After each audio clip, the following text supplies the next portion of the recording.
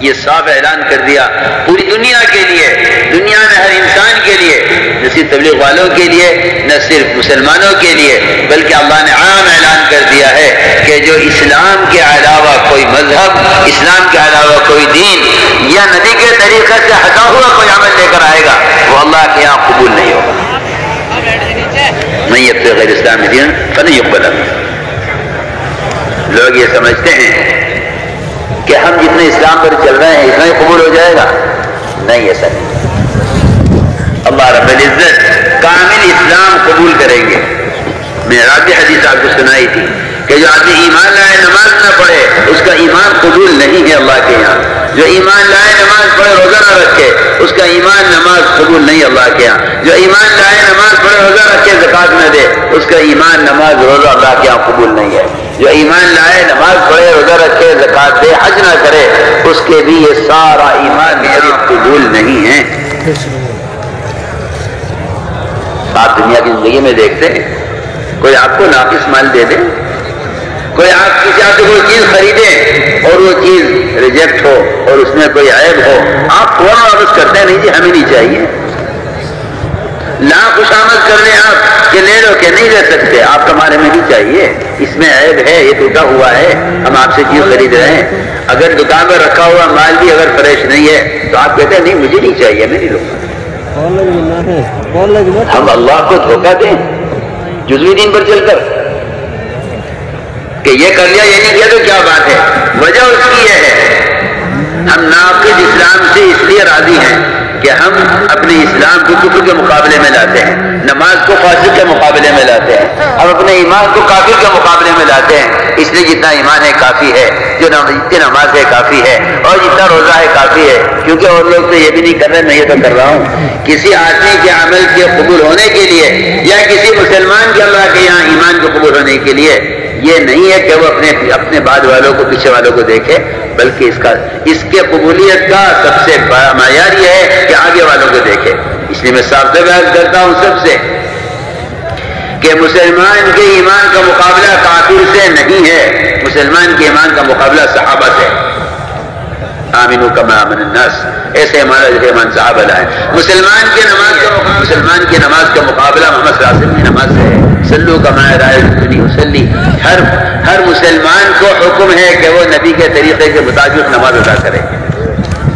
اگر اس کی نماز نبی کے طریقے کے مطابق نہیں ہے، حدیث میں آتا ہے نماز اوپر دے کر ماری جائے گی۔ میں یہ بات اس لیے عرض کر رہا ہوں کہ اس زمانے میں لوگ ناقص دین سے راضی ہو گئے ہیں، اور یہ دین ناقص کیوں ہے؟ دکان کیوں کامل ہے، ہوٹل کیوں صحیح چل رہا ہے، مکان کیوں اچھا بن گیا ہے، ہر چیز کامل ہو رہی ہے، یہ دنیا کی کسی ناقص چیز پر راضی نہیں ہے۔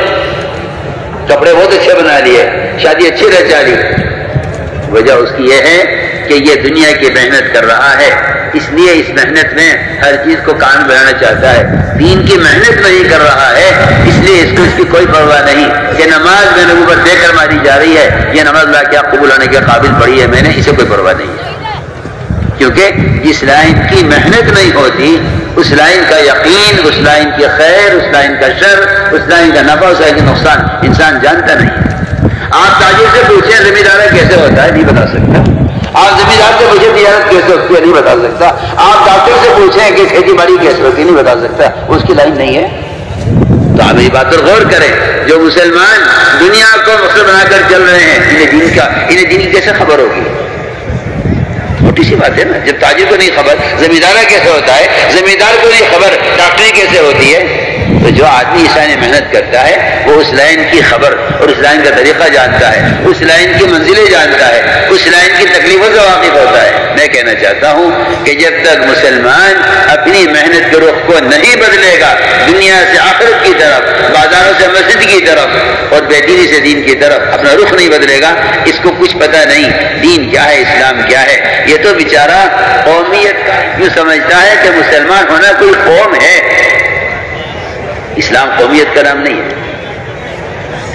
اسلام قومیت، میں تم سے کہہ دوں اسلام اسلامی ملک کا نام بھی نہیں ہے۔ اسلام اس دھوکے میں لوگ پڑے ہوئے ہیں، اسلامی ممالک کو اسلام سمجھتے ہیں، میں اللہ کی قسم کھا کر کہہ سکتا ہوں اسلامی ممالک بھی اسلام نہیں ہے۔ اسلام کیا ہے؟ ہر فرد کا اپنی ذات سے اللہ کے فرائض کو نبی کے طریقے پر پورا کرنا، اور ہر مسلمان کا سر سے لے کر پیر تک سنت کے رنگ میں رنگنا، اللہ کی قسم اس کے علاوہ کسی اور چیز کو اسلام کہنا، یہ اللہ تعالیٰ کو دھوکہ دینا ہے۔ سر سے لے کر پیر تک اگر مسلمان سنتوں سے مزین نہیں ہے تو یہ نفاق ہے، اللہ کی قسم نفاق ہے۔ آپ میری بات کا انکار نہیں کر سکتے، آپ سمجھیں گے بڑی سخت بات ہے، میں کہتا ہوں اسے سخت بات کہنے کی ضرورت ہے۔ آپ کے ذہن میں اسلام ایک تصور ہے، آپ مسجد کو دیکھ کے اسلام سمجھتے ہیں، آپ بیت اللہ کو دیکھ کے اسلام سمجھتے ہیں؟ ایک مسلمان کا معاملے میں، معاشرے میں، اخلاق میں، شکل صورت میں، سر سے لے کر پیر تک، اپنے لباس، اپنی حیت میں، اپنے کاروبار میں، کھانے کمانے خرچ کرنے میں، بیاہ اور شادی میں، ایک مسلمان کا سنت کا متبع ہونا، اللہ کی قسم اس کے علاوہ کسی اور چیز کو اسلام نہیں کہتے۔ وہ تو یہ پتہ چلے گا قیامت میں، جب حضور اکرم صلی اللہ علیہ وسلم کہیں گے اے اللہ میری امت میری امت، اللہ فرمائیں گے نہیں، تمہیں نہیں خبر، یہ تمہاری امت نہیں ہے، انہوں نے تمہارے بعد کیا کیا حرکتیں کی ہیں، تمہارے طریقوں کو کیسے بدلا ہے، اور تمہارے خلیے کو کیسے چھوڑا ہے، اور تمہاری سنت کو کیسے مٹایا ہے۔ لا تدری ما احدث بعدک، محمد آپ نہیں جانتے انہوں نے آپ کے دین کو کیسا بدلا ہے بعد میں، کن کن شکلوں کا نام نے اسلام رکھا ہے آپ کو نہیں معلوم، یہ آپ کی امتی نہیں ہے۔ دیکھیے آپ قیامت میں اللہ تعالیٰ صاف فرما دیں گے، جو آدمی اتباع سنت پر ہوگا وہ پہچانے گا محمد صلی اللہ علیہ وسلم کو قبر میں بھی، جو اتباع سنت پر ہوگا اسی کو پہچانے گا محمد صلی اللہ علیہ وسلم قیامت میں بھی، اسی بات۔ اس نے میرے دوستو، بزرگو، عزیزو، ہر لائن کی حقیقت اور اس لائن میں کمال اس لائن کی محنت سے حاصل ہوتا ہے۔ اس لیے ہم عرض کرتے ہیں کہ سب سے پہلا کام یہ ہے اپنی محنت کے رخ کو بدلو، تجارت سے، زراعت سے، سیاست سے، حکومت سے، ان دنیا کا نقشہ چلانے سے نہ کبھی ہدایت ملے گی، نہ کبھی ہدایت کسی کو ملی ہے۔ ہدایت جو ملے گی وہ تو اس طریقے محنت سے ملے گی جو طریقہ محنت محمد صلی اللہ علیہ وسلم کا ہے۔ میں آپ سے پوچھتا ہوں، آج کل جو ایک جہالت اور ایک حماقت میں لوگ مبتلا ہیں کہ ہدایت جانے چاہو لے، کیا ضروری کہ ہدایت مسجد سے ملے گی؟ کیا ضروری ہے کہ ہدایت اور علم علماء کی صحبت سے ہی ملے گا؟ کیا ضروری ہے؟ جانے چاہو لے۔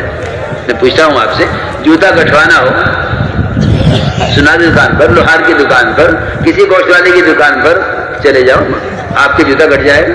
گاٹ دے گا جوتا کوئی؟ آپ کو جوتا کاٹنے کے لیے موچی کی دکان پر ہی آنا پڑے گا۔ آپ کے گھر میں وہ سوئی نہیں ہے جو سوئی جوتے کو کاٹتی ہے، وہ سوئی صرف موچی کے پاس ملے گی۔ کہاں جا رہے جی جوتا لے کے؟ موچی کے کیوں جا رہے موچی کے پاس؟ اتنے بڑے آدمی، جوتا ٹوٹ گیا ہے۔ میں اس میں سے پوچھتا ہوں، تم علاج کے لیے کسی گوشت دکان پہ چلے جاؤ، کہنا اسپتال جاؤ، اپنے ٹھیے کے بغیر نہیں ہوتے تو اللہ کا دین اور ہدایت یہ اللہ کے گھر کے بغیر کیسے حاصل ہو جائے؟ سوچو تو صحیح۔ اس لیے میں نے عرض کیا کہ اللہ تعالیٰ نے تاکید کے ساتھ ہدایت کو مسجد کے ساتھ جوڑ دیا ہے، اور تاکید کے ساتھ ہدایت کو جہد کے ساتھ جوڑ دیا ہے۔ قرآن آنکھ کھول کے پڑھو، پتہ چلے گا کہ اللہ نے ہدایت کو اور اللہ تعالیٰ نے یعنی کس لائن کے ساتھ اللہ نے ہدایت کا وعدہ کیا، کہاں سے ہدایت کو جوڑا ہے۔ قرآن پڑھو تو پتہ چلے گا۔ ہدایت دو چیزوں کے ساتھ جڑی ہوئی ہے، ایک اعمال مسجد کے ساتھ اور دوسرے اس دعوت کی محنت کے ساتھ۔ صاف فرما دیا، جب ہمارے راستے میں محنت کریں گے ہم انہیں ہدایت ضرور دیں گے۔ وہ محنت کیا ہے؟ وہ محنت کیا ہے؟ ہم تجارت کی محنت کر رہے ہیں، ہدایت مانگے، مجھے تو حیرت ہے تعجب اس زمانے کے لوگوں پر، جب محنت تو کرتے ہیں دنیا کمانے کی اور دعا کرتے ہیں ہدایت کی۔